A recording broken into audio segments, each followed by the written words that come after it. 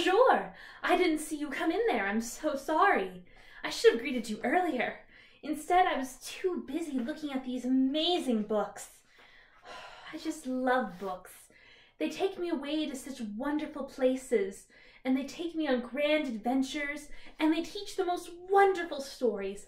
The other day, I was reading to Chip, a wonderful story about a beanstalk and an ogre, and the other day, we found a story from Norway that told us about a magical queen who had powers over ice. It was so amazing. But today we're not going to be reading any of those stories. Today, I found a magical book in the library, and it has the most amazing power. If you can see, there's no pictures.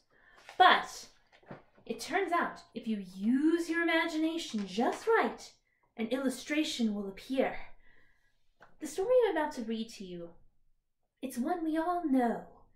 It's a story about how you can work very, very hard, and life creates its own rewards, or sometimes its own punishment. But with enough help, dreams will surely come true. It's a story that we all know as Cinderella. There once was a very rich man who lived in a peaceful, prosperous kingdom. He lived with his one lone daughter, Ella. And although she was kind and he had his own lovely parenting, he still felt she needed a mother's care. So he brought himself another wife. And she brought 2 daughters with her. They were beautiful and fair in appearance, but at heart they were black and ugly. And they began very horrible times for the poor stepsister. "Is she supposed to sleep in the same room as us?" they said. "They need to earn her food. She's nothing but a kitchen maid." So they took away her beautiful dresses and put her in an old gray gown. So the father, on his untimely death, had left everything to Cinderella, but the cold, cruel stepfamily took everything from her. She was forced to live in the attic, and every morning she drew water, made the food, cooked, washed, and all her sisters did was torment her. They mocked her, they made fun of her in the streets. But Cinderella still believed, even with all her heart, her dreams would still come true. Every night, though, she was so tired, and she would sleep in the dirt and dust, and that was how her name came, Cinderella, because the cinders fell all over her face. Eventually, a message came from the king. A royal ball was declared so that the prince might choose a bride, and every single maiden was to be in attendance.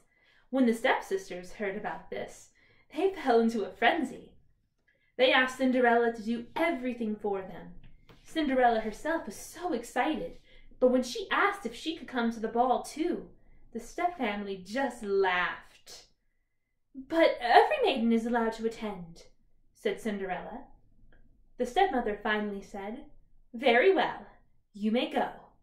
As soon as you've cleaned out these ashes, there's a pile of lentils in there. If you pick out the lentils, you may go." Cinderella only had a couple of friends, a few birds that lived in the trees near the garden. When they heard this, they flew to Cinderella's aid. They flew through the ashes, pick, pick, pick, pick, pick, and put every single lentil they could find into a small dish. When Cinderella saw this, she was delighted and brought the lentils over to her stepmother, thinking now she could go to the ball. But the stepmother said, "No, you have no proper clothes, and you don't know how to dance. It'd be an insult to take you." Cinderella cried in disappointment, and the stepmother said, "If you can pick out 2 dishes and find something suitable to wear, you can come with us." So once again the birds helped. They picked through the ashes and threw all the lentils into the dish.